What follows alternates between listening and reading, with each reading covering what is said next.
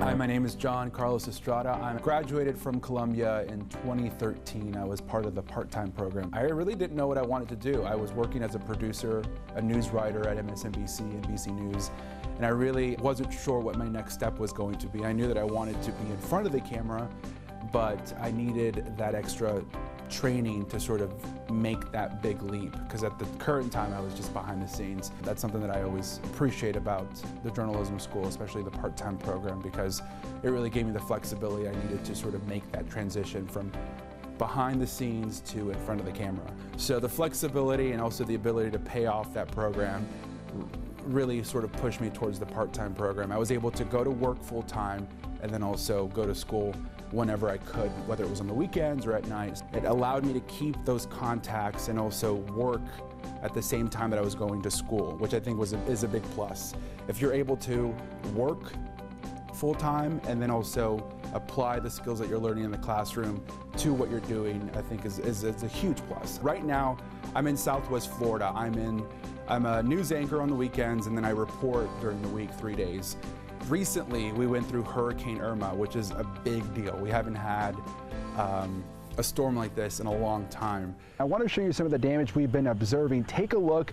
This is a huge piece of tin roof that's been ripped off of an apartment complex not far from here. I sort of depended a lot on the training that I got from Columbia when it came to being fearless, when it came to just going up to random people and asking them, how are you doing?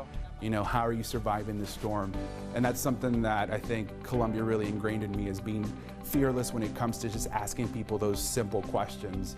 One of the big things also that I think a lot of people, when they go into this business, is writing. You know, being able to write really well goes a long way.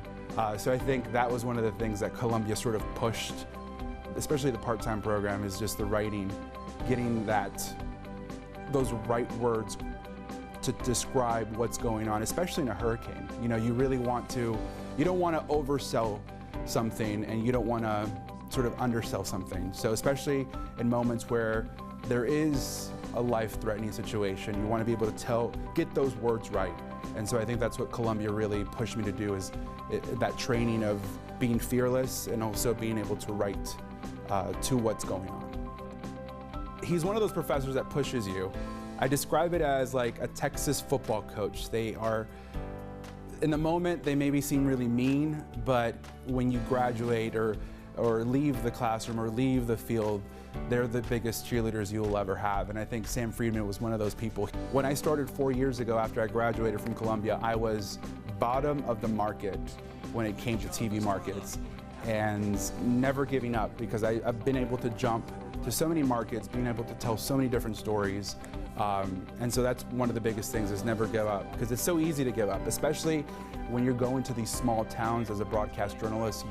You don't know what you're going to encounter, but I think if you stick with it and if you have the right intentions, you can really go far. And I appreciate being able to go to a school like Columbia, because they really pushed me.